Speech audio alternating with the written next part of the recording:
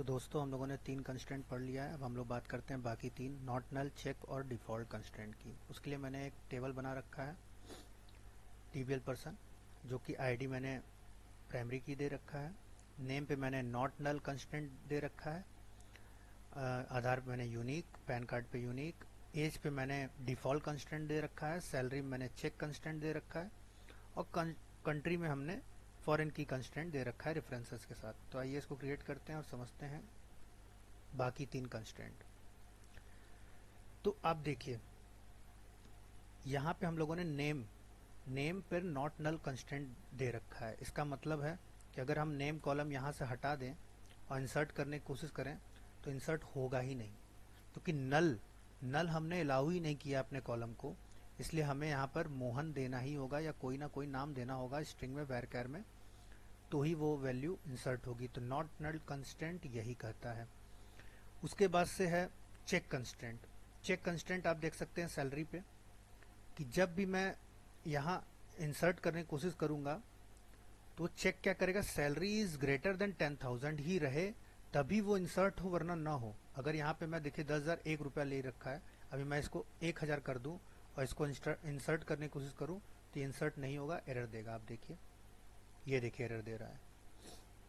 आप इस एरर को पढ़िए और समझिए कि यहाँ पे सैलरी में ही गड़बड़ी है, कन्फ्लिक्ट है।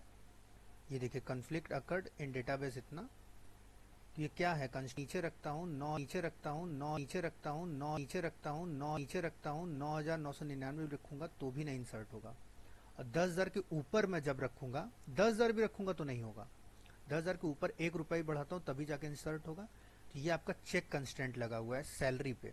सैलरी कॉलम मैंने ले रखा है, लगा रखा है चेक कंस्टेंट की सैलरी हमेशा ग्रेटर देन हो 10,000 तभी इंसर्ट हो।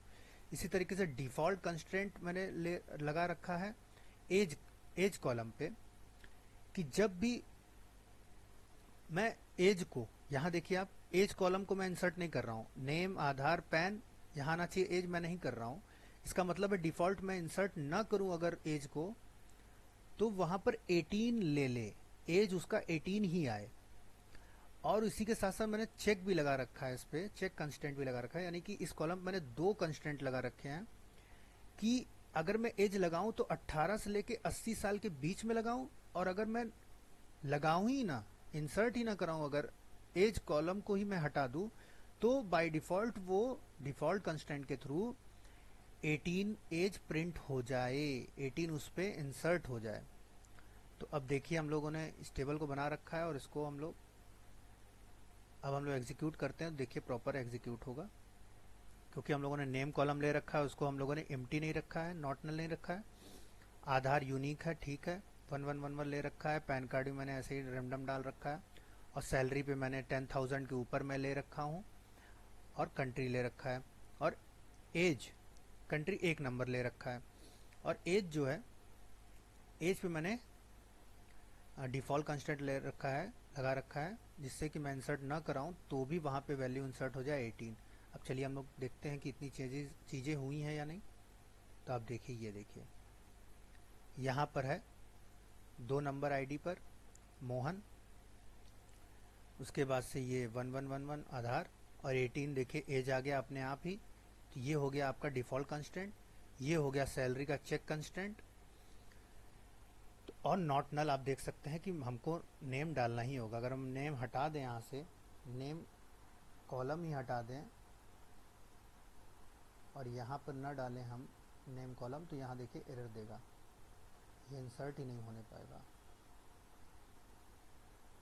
ये देखिए, अब देखिए नेम पे एरर दे रहा है। तो यही रहा हमारा not null, check and default constant. तो आपके कंस्टेंट सारे कंप्लीट हो चुके हैं। चलिए दोस्तों, धन्यवाद।